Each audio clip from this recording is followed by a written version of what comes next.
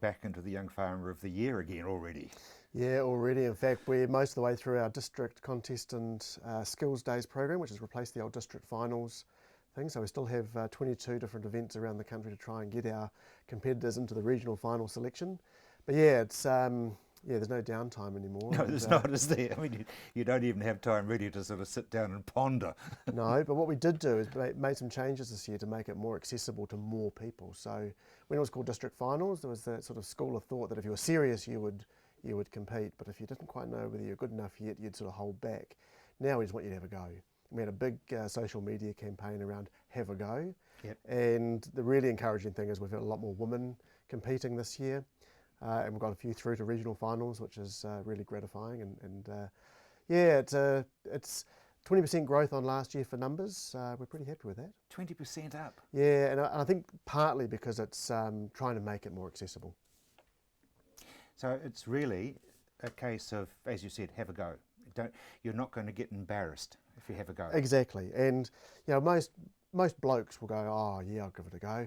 Even if you're only 10 or 15% confident that you could do the tasks. Women need to be sort of 80 to 100% confident before they put themselves out there. So this is trying to break that down a bit and go, you'd actually be really surprised what skills you've got. And if it doesn't count towards anything, it's just purely for your education and benchmarking, then just have a go. And it's really worked for us. And I guess, Terry, for somebody who hasn't done fencing, for example, all of a sudden they go, I can do that now. Yeah, and what we've encouraged the judges to do, if you really don't know something, then you're not being scored, so ask, and they'll be shown new skills. And so next time round, next year, actually you can be a bit more serious about it. So these original bits, what are they, just a day? Yeah, so district events are over one day, and we're having anywhere from sort of 15 to 40 competitors. So lots of modules to try and separate out the people. And they're good fun. They can be anywhere from being at an A&P showground to being on a private farm. So it's purely a selection mechanism to get people into the regional finals. 20% up. Yeah, great. Really good to see. And it's sort of reflecting where we are as an organisation. The growth we've got coming through, we're seeing a lot more school age that are entering into either tertiary or on farm, joining young farmers or staying in young farmers and bringing with them that confidence that they can do a whole lot of things. My thought is that you really shouldn't be calling yourselves just young farmers. It should be young agricultural type people or something. Yeah. We do struggle with our name a little bit. It's we've been around. The first club was set up in 1927, so it's we've got nearly 90 years of history.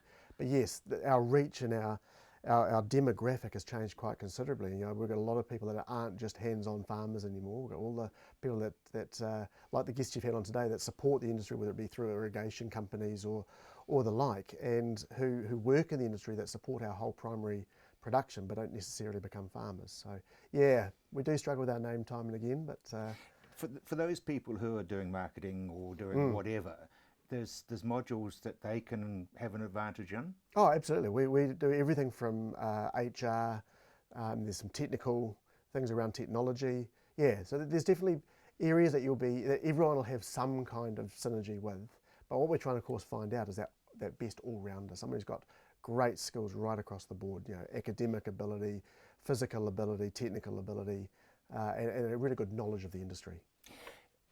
If you look at technology, for example, I mean, you look at farm consents, which are totally complicated and my head spins.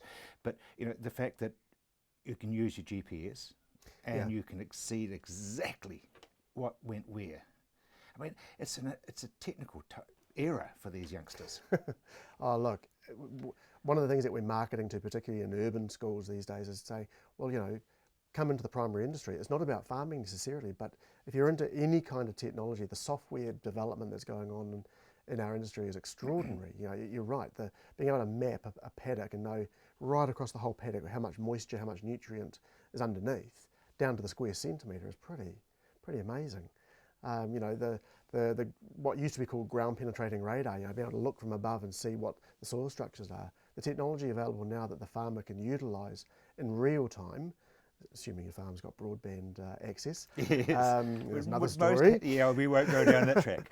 But and we need people that can come into our industry, that can drive that stuff, that can utilise it, that can make those productivity gains. And we're talking often up to about 30% increase in productivity and profitability by utilising technology. Young farmer members are that early adopter group. You and I, we're not very good at technology apart from using our phones a wee bit. Yeah, but these that, young that people, much of the phone. but these young people coming through are simply amazing and will take the industry massively forward. It's got to be the most exciting era. Yeah, no, absolutely. I mean, the last big step forward was when we went from horses to traction engines, wasn't it, really? Yeah. And already we're starting to see it from our teen ag and agri kids age group, primary school and high school age group, where they're already understanding that there is technology out there and can't wait for it to be adopted on their farm or in their community. So yeah, it's all about to happen. Talk to a vegetable grower, for example, like Robin Oakley, and he's demanding information. He's going to people like Trimble and saying, this is what I want to be able to do. Yeah, so it's really vital that we push the government into that whole RBI2 rollout, that actually we need capacity, we actually need that bandwidth to drive all this innovation and technology on farm. 5 megabits up and down isn't going to do it. We'll save that for another day. Another day. But what is really cool is that the guys that we've got competing in the FMG Young Farmer of the Year fully embrace all that technology. They're chomping at the bit to be pilot groups or validation groups to bring this technology to market. So we can't get in quick enough. Very exciting times, and you've got this huge volume of people coming through the industry.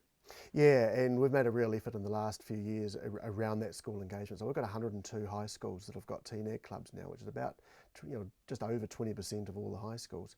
If we can keep engaging at that rate of growth, subject to resourcing, then we're going to bring through people that had no connection before. So the low-hanging fruit, of course, are people that have a natural affinity to our industry. The next challenge is, how do you bring in people that have had no connection? Urban kids that have got no family members or friends that have anything to do with our industry, but to say, look, you want to be involved in engineering or marketing or technology, actually our industry is the one for you. Terry, thank you very much indeed.